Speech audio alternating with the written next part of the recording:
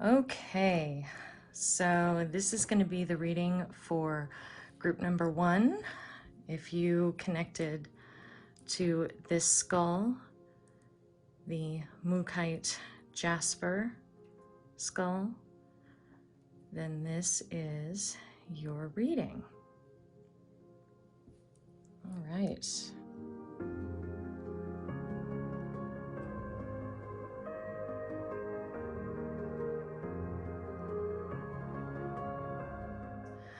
Okay, so right off the bat, we have a lot of sword cards here, which means swords are probably the suit of most trial and struggle, especially with these particular cards. Swords are the mind and thought and kind of having to go through things logically, being faced with challenges that you have to wrap your mind around, things like that.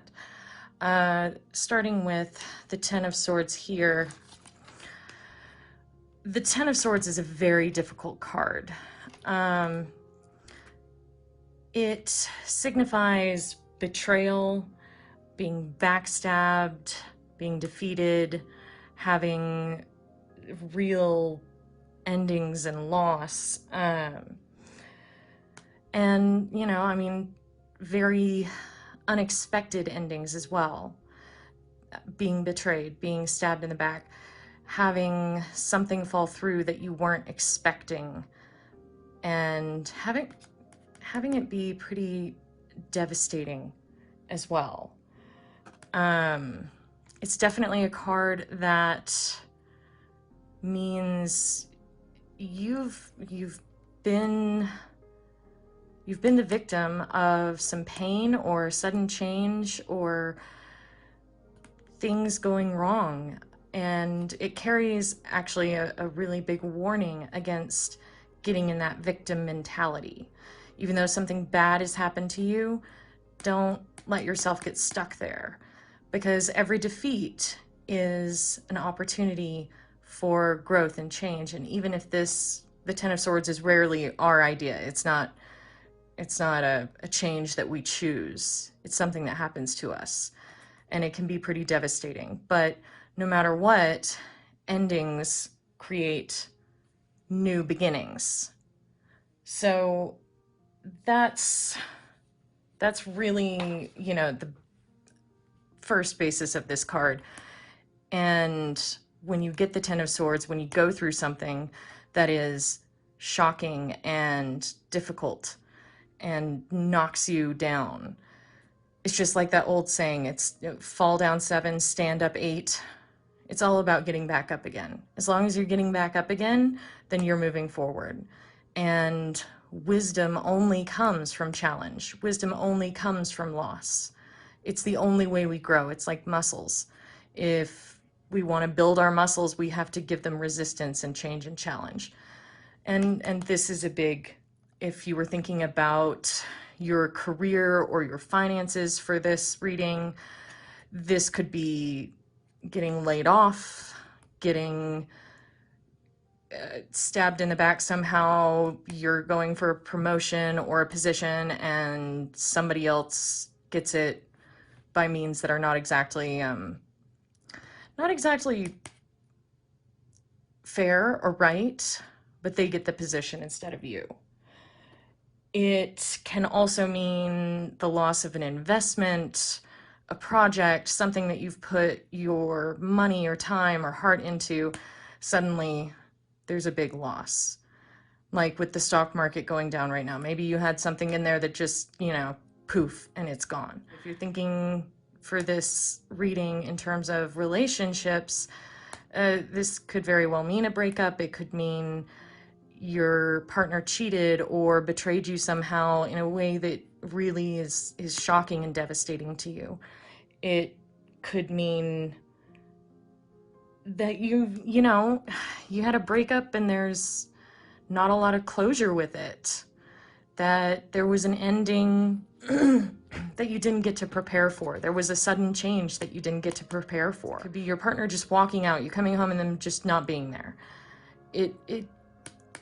it really does signify a sudden, difficult change. If you're thinking in terms of health for the reading, this could be, well, Ten of Swords, first of all, can literally mean surgery. Maybe you've had to have a big surgery. It can be chronic pain, especially back pain. It can mean a really difficult diagnosis or learning something about your health that is devastating or makes everything different suddenly. Something that you have to wrap your mind around that just hits you out of nowhere. And the real thing with this card, because this is a hard card, this is one of the hardest cards in the deck. If you've experienced a loss or a betrayal or a sudden change that all of a sudden you're on your back, you have no idea how you got there, you have no idea what your life is going to look like going forward, when you get this card, you really have to focus on, yes, you might be the victim of foul play. Yes, you might be the victim of betrayal, but you can't let yourself get stuck there. You can't let bitterness or martyrdom or a victim mentality hold you in that space of the world is bad or people suck or, you know, I mean, everybody can have a little bit of a pity party when something horrible happens to them, but just don't stay there. Nothing can begin without an ending. And if you use this card right, the ending is pretty final with this card. It's not really you know, in terms of relationships or job or whatever, it's not like oh, maybe it'll work out. It's like changed suddenly and entirely. So focusing on standing back up, on getting back on your feet, and on keeping hope, knowing what you want to do and how you want to use this for your advantage. This is the seed. This is the soil in which you sow your seeds to grow. So, group number one, I'm sorry that you've gone through this recently. I think this is the card that's in the past, so this is probably something that's happened to you. Maybe the reason that you are watching this video, trying to wrap your head around, because this is a big thing. And it's unchangeable, it's kind of unhealable without real change and effort. Usually when this card comes up, it's not advisable to try to heal whatever it is. If it's a relationship, if it's a job, if it's, you know, it's usually done. So that's an ending. And next up we have the Five of Swords, which is especially coming after the Ten of Swords. The Five of Swords is about conflict, about fighting and arguments and really going to the mattresses with somebody or something. This can be about revenge. This can be about being stubborn or defensive, or, you know, whoever betrayed you over here, maybe trying to strike back at them, trying to get back at them. If this, for example, was a, you know, cheating partner that led to divorce proceedings, this would be like a dirty divorce. This would be like, I'm gonna get back at him for cheating on me by taking the kids, or I'm gonna take all his money. I'm gonna use this to hurt this person that betrayed me. And this card carries a lot with it of, you can be right or you can be happy. So it's not that you're wrong and it's not that you won't win. Sometimes this means that you need to fight. Sometimes this means that you're being too passive and you need to stand up for yourself. That can be so. Or somebody is fighting with you unfairly or being a sore winner or loser, but this is a card of conflict. And it really does come to picking your battles. See what's worth it. If you want to sacrifice your peace to go to war for something, just make sure that that thing is for the right reasons and that it's worth it. Because oftentimes these battles, especially if it's with your own ego, if you feel victimized by the Ten of Swords, whatever happened, if you feel that something happened to you that was unfair and you're gonna just get even, sometimes that's not worth it. Sometimes you just should count your losses, pick up your stuff and move on. Because this card really does carry bitterness and jadedness. And when something really bad happens to us, that's natural. Sometimes we do get jaded. But it also carries an energy of isolation, of pushing people away, of being too defensive and being too caught in our own victim mentality or negative mindset to connect. So maybe you've become really bitter, you've become really jaded, and it's costing you friendships, it's costing you connections and joy in your life. So, just this carries the lesson from the Ten of Swords. Don't get jaded. Don't, fight for what you need to fight for. And if you need to fight hard, but make sure that you're doing it for the right reasons and make sure that you're fighting for the right things. And also make sure that you don't get into a state of constant warrior battle energy, because nobody wants to hang out with that. Make sure you soften, make sure you balance both sides, make sure you're not doing it for ego or to say I'm right or I told you so or I'm gonna make you pay. So remember, sometimes you can be right or you can be happy. You want to always remember that, especially with the Five of Swords. The next card we have is the Perspective card. Now this, in traditional decks, is called the Hanged Man. And the Hanged Man is about surrender and sacrifice, restriction, being kind of put in a position where you don't have a lot of options. You're kind of stalled out. And where you don't have a lot of freedom of motion. So you're kind of in this place, you're in a holding pattern, and you can fight it all you want, but something's got to give. You have to change the way that you look at things or the way that you approach things.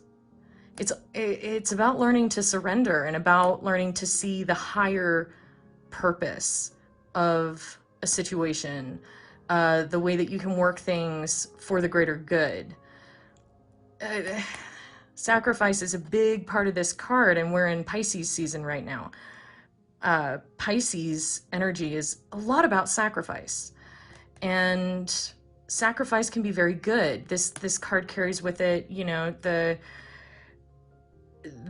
the advice to maybe do some volunteer work, maybe do some outreach, maybe be more generous and give to others, because that might be all you can do. It can also mean the flip side of that too. It can mean that you're giving yourself away and you need to stand up for yourself. You need to, if you're like working for less value than you're worth, your time is worth, if you're doing things for other people and not getting anything in return, that's also disempowering. So whatever this is, it shifts your perspective. It makes it so you need to stand still, and in order to get out of the holding pattern, you have to change the way you think. So, and with these two cards before it, I really, this card can be about martyrdom. Something bad happens, there's a lot of conflict, you feel stuck and feel like a martyr, feel like you've given up everything for someone or something and you're not receiving in return. So, and the only way out of this is a change of perspective, a change of approach. So if you're thinking about a relationship, this could mean that you guys are on hold, that you're stuck in a stalemate. Maybe you're taking some time off to make sure that you want the same things, or maybe the relationship can't move forward unless one of you changes your mind a little bit about what you want, about your goals, or about something that happened. Maybe, you know, this bad thing happened in your relationship and it's caused a lot of conflict and you guys are just kind of in this place of like, ugh. One person or the other needs to shift and let go of the perspective that they're holding on to. You got to give compromise. You have to see the other side. You have to flip things upside down and really try to, you know, change the way you're thinking. If you're thinking about your job, maybe you need to consider whether what you're doing is really fulfilling you, whether there's another way to do it or something else you want to do. If, you know, this could mean your job is kind of on hold. You're waiting on a position to open up. You're waiting to hear back about whether or not you got something. You're waiting on money. There's just nothing you can do except for wait and use this time for self-reflection and to change the way you think and to give back to others. With health, this can mean a holding pattern. This can mean that you had some tests and all there is to wait and see. You've been trying a treatment and you just have to wait and see if it works. Or, you know, it could mean bed rest. It could mean that you literally can't move. You can't get up. You just have to wait to heal. It's a time for reflection. It's a time for self-work, shadow work, for seeing who you are, how you think. Do you want to think that way? What's it going to get you? And it's through changing your mind that you find release eventually. So yeah, with these three cards, be very careful of being in a victim martyr mindset, getting stuck in a bad mindset. I think these cards are really warning us about that. And then the last one from the tarot is the Six of Swords. Now, this card is about a transition. It's not a happy one. It's not something that, there's a lot of sadness, a lot of, you know, sighing as you walk away from something, but knowing that you're walking towards something that's better, something that's better in the long run, a future that has more peace, more happiness, or a different kind of person that you want to be.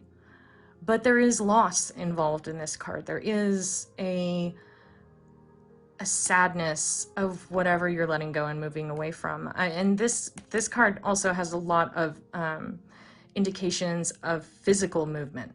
You might be moving because of your job. You might be traveling because of your job. You might be moving houses or moving to a different state, and you're sad to leave your neighbors and your friends and your home, or your kids are sad to leave their school, but you know that it's for the best.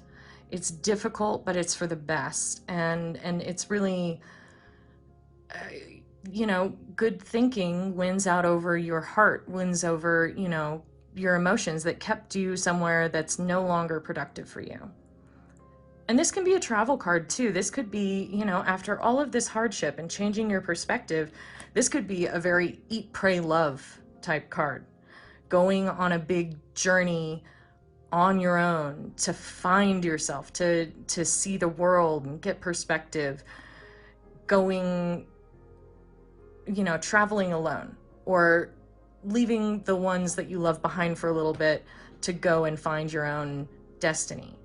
This card has a lot of that. And I think that these are telling a pretty big story of there's some struggle, there's some betrayal, there's pain and anguish, and eventually you need to change your perspective and move on and let it go.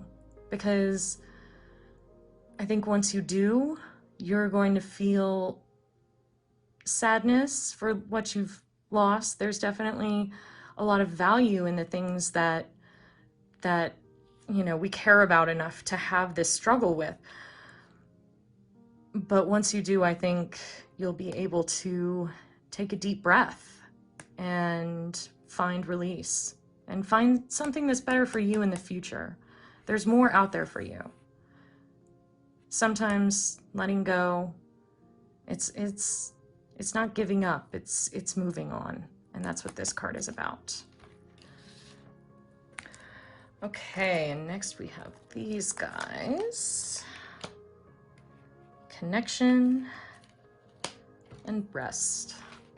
And I think that this is really giving great advice for how you should navigate all of this stress. These cards are very stressful, you're going through a huge transition. Remember to rest, take care of yourself, really make sure that you are engaging in good self-care, going to bed early, getting plenty of sleep. Also, you know, you've been in battle, you've been hurt, you've got to recuperate. You have to make time for rest, not just physically, but mentally, emotionally, spiritually.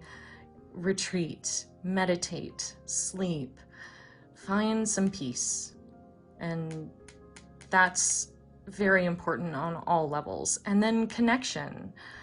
Sometimes when we go through things like this, we get really jaded, things get really hard, and we push people away, or we think we can't trust anybody, and we really shut ourselves down, we isolate.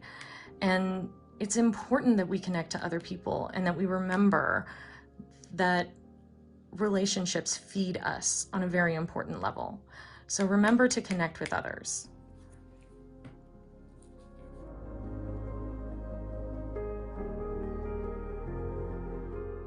Okay, so here we have, these cards are great because they give us an idea of the general energy, and it can also give us insight into what areas of life we're feeling this or we need to focus on, and they're great for timelines. So this card here, this is the 7th house card, which the 7th house in astrology holds our partnerships, represents the other. So whoever or whatever this is, it can be our lover, it can be our, you know, well, not just lover, but our partner, our business partner, our enemies. Enemies are in this house too. The other person, whatever the other person of the situation is in the 7th. So the fact that that's highlighted after everything we've been through, that's significant. And then it can also, it signifies late winter. So kind of the season that we are coming into right now. We're coming into the, you know, we're in the last phases of winter. That's the time of this card. So even though it's cold, even though there's nothing on the trees, things are sparse, spring is around the corner. This is the energy of the waning moon. first quarter waning. So we're starting to release. This is an energy of releasing and letting go. And that fits with the rest of the reading of letting go of a situation, letting go of a battle, getting over some energy or a relationship or a job, you know, starting to make our transition, starting to dissolve whatever we're letting go of. So, and then this is the card of the fourth house, which is the spring, the late spring, June, July in there. And it's the house of Cancer. It's the house of the roots and the home and of things starting to bear fruit.